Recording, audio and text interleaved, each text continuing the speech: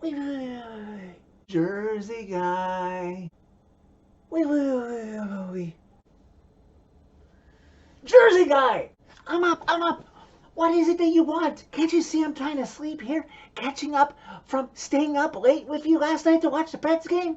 No, just wanted to give you an update. A week out, no Preds trade yet. Everybody's hands go up, way up, as the Nashville Predators defeat the San Jose Sharks 6-2 in an easy dispatching on the back of a 2-goal performance by Mikael Granlund and Nino Niederreiter Thursday night in San Jose, California in the SAP Center. This doesn't mean that they've solved everything, Preds Nation, because they have put themselves such behind the 8 ball, being now just at NHL 500 again, having won 2 games in a row, 3 in their last 4, to really mean anything. And even if they wanted to gain any confidence back for themselves or in the fan base, they have to win not only an easy game on Sunday against the Arizona Coyotes, then back home against a surprisingly fledgling team in the Pittsburgh Penguins, before playing the Florida Panthers the day before the trade deadline, and they're out of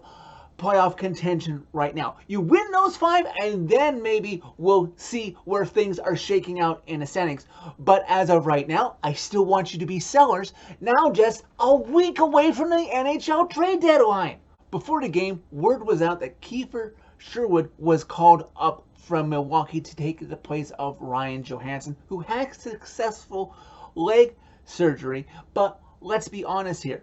News came out that he would be out for the next 3 months.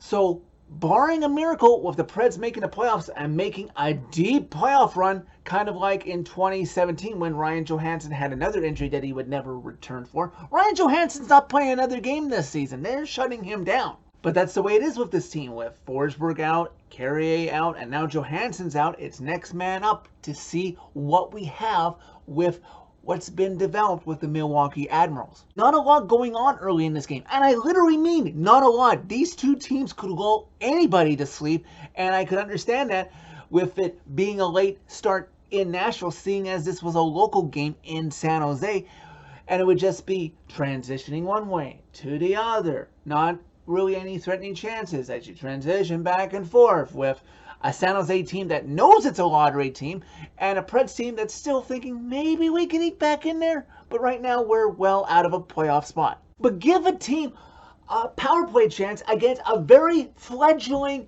team at home on their home ice, and maybe you've got something here. So Alexander Barabanov trips Juuso Parssinen, putting the Preds on the power play almost 6 minutes into the game. Preds make short work almost 25 seconds into the power play along the right wing board. Nino Niederreiter takes a shot that looks to be deflected by Matt Duchene in front, but actually it deflected off a Sharks defenseman Ferraro in past James Reimer. The Preds have a 1-0 lead. Then somehow on NHL Center Ice, I lose both the Preds Bally Sports feed and the Sharks NBC feed for about 3 minutes.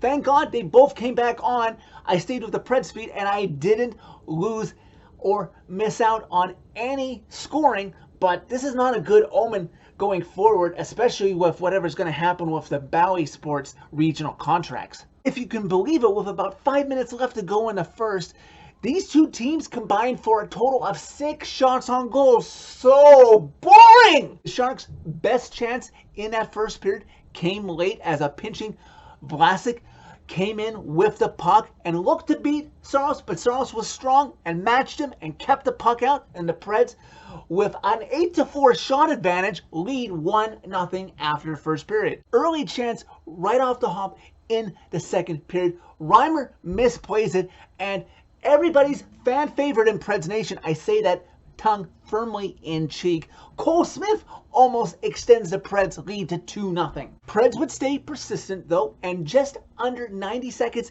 into the second period, I would recreate this goal, but even I still don't fully understand how this puck went in, so I will just describe it in words best I can. Mikael Granlund, oh, how he would love to have played the Sharks more often with how things turned out in this game. He gets a shot in the Shark zone, just whips it on net, and it beats Reimer. The Preds lead 2-0 on his 8th goal of the season. Just under 6 minutes into the second period, major multiple player car pile up behind Reimer's net to his right, and Juuso Parssinen gets nicked by Nico Sturm, and at first it looks bad when Parssinen tumbles over in pain, and after a few moments it looks like, okay, he's back up on his feet, and there's a delayed penalty.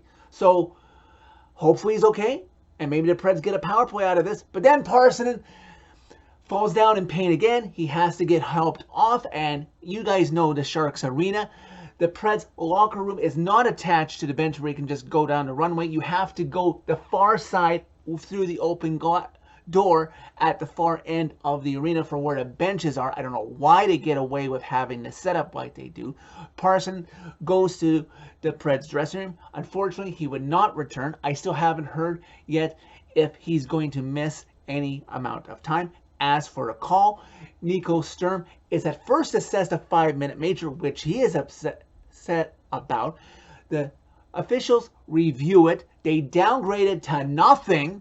Maybe some of us thought that it could have been at least a 2, but they thought it was nothing. John Hines is thoroughly ticked off, and we play on. Preds don't get any special advantage out of it. Still only up 2-0 on the Sharks. And this is not going to make the Preds bench happy or Preds Nation happy, because later when the Preds are on a power play with Erik Karlsson in the box, one, you've got Nico Sturm, who is able to skate right in with the Preds racing back to try and help him. I think Juuso Saros should have tried to poke check him or something. He didn't. He stays in his net too long, and Nico Sturm is able to beat him. The Sharks cut the Preds lead to 2-1. And then it gets potentially scarier because Erik Karlsson, coming out of the box for the penalty he had to sit for, he almost ties the game in just a matter of moments, but fortunately he hits the crossbar and the Preds maintain their lead. Fast forward to just over 6 minutes left to go in the second period, and here is a goal I actually can describe for you. Preds are in transition off the rush into the Shark zone, and you got Philip Tomasino driving in, and he backhand passes it to number 64, Mikael Granlund, who one times at home past James Reimer. The Preds restored their 2-goal lead, up 3-1 on his 9th goal of the season. A delayed penalty call on the Preds of about 2.5 minutes left to go in the second period. Sharks hang on to the puck and try to set up, and they end up killing off like 40 seconds off the clock. Completely fine with the Preds, seeing as how close they are to the second intermission, knowing that they'll have to go on a penalty kill. But if the Sharks are just going to kill off the clock to their detriment, perfectly fine with the Preds and the fans. Short-handed, Granlund would come inches away from making it 4-1 Preds with a hat trick, but about a minute after that, with the Preds still short-handed, puck is at the Sharks' blue line. They're trying to carry it out, but lo and behold, wouldn't you believe it or not, number 36, Cole Smith, is able, hungry, to steal it away from former Pred Matt Benning as he drives in towards the Sharks' net. James Reimer freaking out in his skates, and guess who's with him as Cole Smith gets it over to Yakov Trenin, who shovels it home past James Reimer. Preds do indeed have a 4-1 lead on Yakov Trenin's 8th goal of the season. Preds with the 3-goal lead after 2 periods. Not the start the Preds would want to see in the third period, as just under a minute in, bad turnover caused by Jeremy Lauzon, and Thomas Hertl carries the puck into the Preds zone and gets it over to Martin Kaut, and he beats Juuso Saros. Preds lead a little closer than they would like. Now they lead 4-2. Just under 4 minutes into the third period, potentially dangerous situation scoreboard-wise for the Preds, as Tanner Jeannot takes a boarding call, only gets 2 minutes for. Sharks on a power play looking to reduce the Preds lead to 1 goal, but fortunately the Preds kill it off, and have just over half the period left to make sure they get a victory out of this game. Preds are forced to kill off a soft tripping call on Matthias Ekholm, and they kill that off. And with just about half the period remaining in the game, Preds are in transition. Tommy Novak passes it up to Matt Duchene. The Preds are into the Sharks zone once again. Duchene over to Nito Niederreiter. While attempting to backhand it back to Duchene, hopefully for an easy one-timer. No, wouldn't you know it? Nito Niederreiter's shot banks in off of James Reimer's pad into the net. The Preds have a 3-goal lead once again, now lead 5-2. And then for good measure, just over 6 minutes left to go in regulation, Preds on the power play one more time. Matt Duchene from the blue line with a seeing eye pass down to the left of James Reimer. And there is Tommy Novak to one time at home. Preds with a comfortable 6-2 lead late in the period. Former Pred Matt Benning and current Pred Nito Niederreiter would take offsetting penalties. Preds play 4-on-4 with the Sharks, and then to finish off the game late in the period, Ryan McDonough would set Sharks with a late power play chance, but it's all for nothing. Preds cruise to victory in this one like they should, 6-2. Well, at least this game really wasn't in doubt, but it took until almost the halfway mark of the third period to make it so. Preds sweep the season series against the San Jose Sharks 3-0. Remember, they opened with a 2-game set overseas to start the year. The Preds move back to true NHL 500 with 26 games left to go, just a little over 30% left to go in the season. 3 games left to go before the NHL trade deadline. Preds fans feeling like they're in limbo, wondering what David Poile is going to do, hoping he might make a trade and not try to risk making the playoffs and getting nothing for assets on his team, especially considering what the Capitals got yesterday for Orlov and Hathaway. If the Capitals can get the haul that they got for Orlov, go look it up. It's amazing. There gotta be somebody who is willing to give the Preds more for a better defenseman like Matthias Ekholm. It would definitely improve the Preds' overall future for Poile to at least do something with notable players on this team.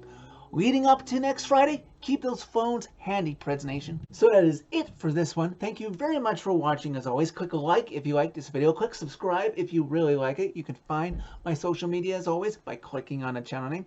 Tell all your friends about Predemption. A Preds trade, Preds Nation, could very well happen at any time. That's what makes this time of year so much fun, whether you're a buyer or whether you're a seller. Anything could happen at any moment leading up to next Friday at 3 Eastern.